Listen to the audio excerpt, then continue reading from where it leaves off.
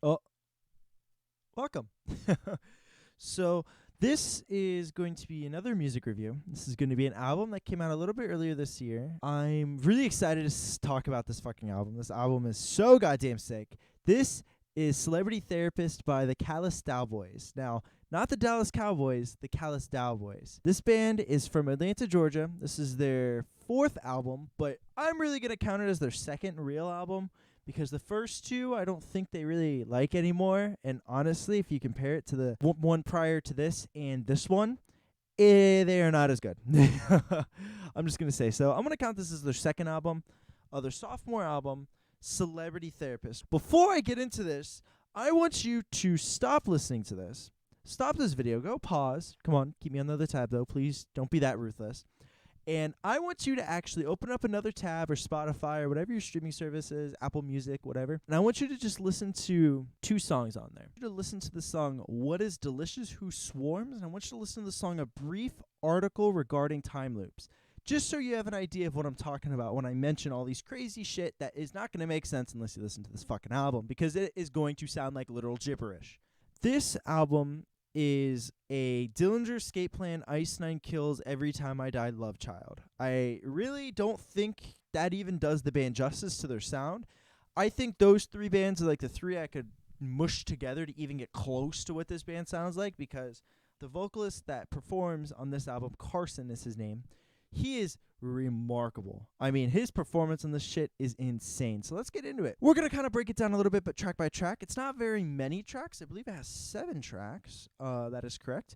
It has 7 tracks, and this is like almost like a conspiracy album, I'd like to say. I think that's more of like the theming behind the entirety is hating your government and don't believe anything they say and believe every conspiracy. That's basically how I interpret the message from this album.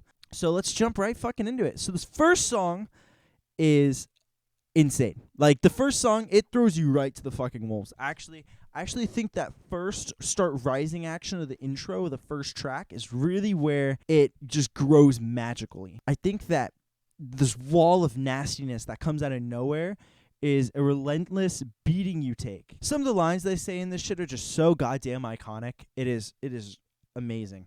You're not John Wick, you LARPing fuck. Like, who the fuck isn't going to be in their right mind and climb over the dude in front of them to scream that shit back into the fucking 7 pieces face on stage while there's like 25 instruments playing like a fucking metalcore, hardcore, mathcore, whatever the fuck core orchestra that is playing in front of you, that is smacking you in the face with their fucking bows and their fucking guitar picks. Like, I really cannot explain it that much. There's some iconic-ass lines in this song, too. Like, when I see an American flag, I don't feel a fucking thing even when it's half-mast. That shit's juicy. Like, let me consume that. Yo, also, this band has a fucking violinist. And I think that's the element that makes me say Ice Nine Kills. In some of their more epic moments, like, there's a little part in the song What is Delicious Who Swarms, right before continuing the cycle, that there's a line where he says that. Right before that line, almost like an ethereal chant sounding like from an angel, or something from like Thornhill, if Thornhill still made shit that sounded like the Dark Pool. And that is really what resembles Ice Nine Kills to me, those kind of moments, I would say, where they just have like this epic theatrical explosion on stage, sort of like a metalcore orchestra. Not in the way that Architects or someone would make like a song with a fucking chorus, like a live chorus in the background. It's a little different than that. The second track is called A Brief Article Regarding Time Loops, and there's a riff in it that really sounds like a southern ass Every Time I Die riff, and that's where I kind of bring their influence into the table a little bit, which is really refreshing to see, especially because Rip Every Time I Die, their portion of their influence comes from, when I say it's the Ice Nine, Every Time I Die, and Dillinger Escape Plan, Love Child, and I literally think all the rest of it's Dillinger, maybe a little bit of System of a Down in there, but that band sucks. So also in that second track, A Brief Article Regarding Time Loops, there's a caveman-ass like shit, like Sungwagasabog. You know what fucking band I'm talking about. That caveman-ass shit that I'm absolutely here for. Like, when I first heard that part, I literally, like, beat the fuck out of my great-grandma's ghost, like, floating around my room. I really couldn't get enough of that track. It's shatter everything, sever all your ties. It almost sounds like the vocalist is doing like a feature on like a Kublai Khan song, because I don't think it sounds like Kublai Khan, but it sounds like almost like a part of a Kublai Khan song that they would have a featured artist come in on to do their kind of style. That is a really good part in that song. I love it. Live, it is even better. I have seen this band live. I went to their most recent headlining tour in North Florida. I went caveman at this part, like they fucking told me to. Like you should if you ever see this fucking band live, which you should. The groove throughout this album is also insane. The rhythm is pretty damn refreshing. There's like a really generic rhythm patterns. I don't necessarily know the musical term for these things, but there's very generic rhythms that you see a lot in a ton of different metalcore and deathcore and da-da-da-da. Da-da-da-da, like the overused triplets and stuff like that. Whereas there's bands like I think Amir do it really well. Glass Cloud did it well. Anything that involves Joshua Travis, I think, does that rhythm section really well. And this band also, I think's rhythm section is very good. It keeps that live machine gun drums or bulletproof guitaring. I see that mentioned in like as descriptor words for fucking Loudwire magazine. The Acacia Strain, I think, is the best band probably as an example of that, and probably the first ones to do that of like the beat down style.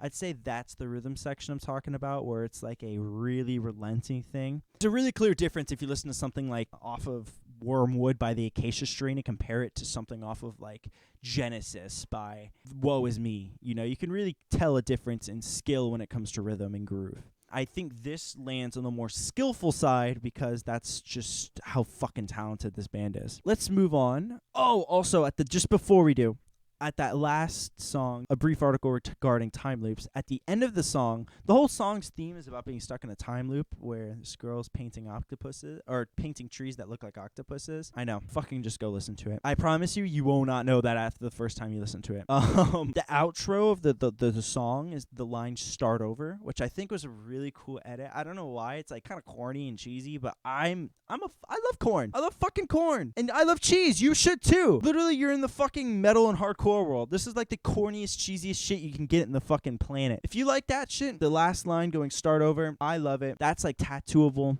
It's marketable. It's going to be in fucking people's bios who want to talk to other people who listen to the Callous Daoboys. The next track, or the next one I want to talk about anyways, is Beautiful Dude Missile. It's a really good representation, just the song title alone, and the chaoticness nature of this album. There's also a really good chanting line that reminds me a little bit of Ice Nine, where it's "There's no answer, there's no answer." It's really good, like people climbing over one another, fucking screaming it at the vocalist, or everyone, even the people who are like in the back are chanting it too, to add surrounding nature of the band, to show like those hard impacted sing-along lines. Really good variation to keep it interesting, I'd say, to add a sing-along to a song like that. A sing-along of especially that nature from a band that sounds like this is very, very entertaining. Also on Beautiful Dude Missile, the keys and techno on it from their keyboardist in the band is exceptionally good. That track just has the best throughout the entire album, in my opinion, when it comes to techno and keys. A brief article regarding time loops and What Is Delicious, Who Swarms are two contenders for the song titles of the year. Let's be honest. Those song titles go fucking nuts. They capture the sound of what those songs sound like remarkably. I love song titles that have like that old emo feel where the song title is just remarkably long for no reason. I like that. And it kind of brings that back a little bit. I just respect it. It's bold, ballsy. It makes really easy to Google these fucking songs and look them up. Also, those songs, a brief article regarding time loops and What Is Delicious, Who Swarms, are two fucking picks for song of the year. Truthfully, they are. They are so good. They are so much fun, so loud, so in your face, have something to say. They mark all the boxes I could possibly have for song of the year. And I'm not very liberal with that, I should say. I'm pretty damn picky for my absolute song of the year. What Is Delicious, Who Swarms track, there's a part where it's continuing the cycle. That breakdown is nasty as absolute shit. I cannot explain to you how nasty that fucking shit is. It is like if someone smacked you in the face with an actual CD and was like, "Yo," and you fucking somehow that like made a noise in your ear that made it start ringing that you just wanted to fucking kill everyone in your fucking radius. Not actually. I don't condone violence. It makes you kind of just want to like fucking swing at the air. That's what it's like, is getting smacked by the actual CD of this album, or vinyl if you're into vinyl, which I am. Also, so in What Is Delicious, which I'm going to refer to that as from now on, the hook of the song is actually time signature changes of the drummer, which really reminded me a lot of Ocean's 8 Alaska. It's also really clever to have a hook like that. It's a very clever, unique thing I've never heard or seen before. It's very unique to this band and that song. So I would recommend that to basically anyone who likes extreme or heavy music. It's not, I wouldn't even consider this really extreme music. I would just consider it good music. Extremely good music, even. And yo, that fucking song has a fucking trumpet on it, and it has a catchy ass line, it has a catchy ass sort of one-time chorus thing, similar to like a song structure of the song Not the American Average by Asking Alexandria. I would say the song structure is very similar to that, where it has that one really catchy chorus of "Your thighs are meant for cheeks to graze," but on this one, it actually slows down to do that chorus, and that's a really good way to add variety to the sound. So we're gonna go to the next track now, and this is the song "Field Sobriety Practice," which is a really good track, by the way. I also really like it. I don't think it reaches the S tier single category that the other ones reach, but this song actually has a really catchy chorus, which is a singing chorus, that really just shows how talented these guys are in songwriting overall. They're really good at making parts and putting them together that are all catchy, have hooks. And there's especially one moment of lyricism in this song where it kind of slows down. It still remains heavy, and he's kind of still screaming, but way higher than the rest of the instrumentals. That says, "I am the whisper waiting here, expecting a bang. I want it to end." That shit really... It just really hits hard. I don't necessarily know how to interpret it or what it means, but I can tell they put a lot of time into their lyrical portion of this album. And seeing how fucking chaotic and fast and hyper it is just, it shows just a level of finesse and detail and care that this band has put into it. Also, at the last song of the album, Star Baby, this is a song that is kind of, I think, is going to be a deep cut in the future. I think it is so lit that they like name drop the band in it twice, of like of the song going from a perspective of a listener of the band, for kind of how I interpreted that. Star Baby altogether is just such an easy listen when it comes down to it. This band just makes that song such a one that I always have to, I added it to all my playlists, you know. They made it into a song that's bigger than it actually is. It's a song that's kind of like an intro song to this band, I would say, but it's kind of hard to be introduced to this band without just taking it head on, because their sound is just not very accessible. It's kind of hard to just take an intro to this band like a bull running right into a china cabinet. Star Baby also has a very apparent that there's a female backing vocalist in it, and she absolutely kills it. They absolutely slaughter their backing vocals in this album. I think it's very clear. I think it's very good sounding. They harmonize well. And it just adds another layer of the instrumental and talent to this band. I truthfully think this album is a one-of-a-kind, just amazing. I don't want to say masterpiece, because I don't think every song is an A+ on it, and I truthfully don't think I've heard a masterpiece yet in my lifetime, but I do think this is fucking a pretty damn good attempt at it, and a really close thing. I give this a high A+. I think this is probably one of the top 3 albums of the 2020s so far, let alone probably one of the best of this year. Not very much can really compete with this. It's just such in a league of its own, with a sound that no one else sounds like, with a sound that just no one else can replicate or duplicate. It is very hard to copy this band without obviously copying this band, and I don't think any other band wants to do that. I hope this band gets big. I wish you guys the best. I hope you enjoyed the review. But yeah, I gave it the A+ treatment. Like I said, this year I'm going to mainly be doing the releases I really love. Next year I'm going to try to bump it a ton of ones, just pump them as they come out, the more relevant ones, I would say, where it's, even if I don't like it, I'll still review it, and it may not be a good review.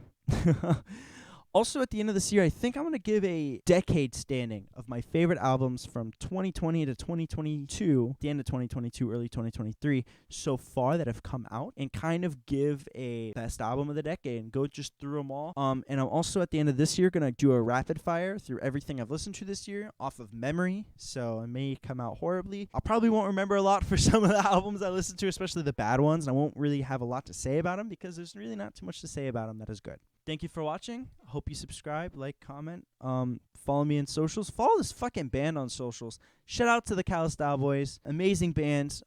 If they see this one day, I'll be blessed. Have a great night, and happy Thanksgiving.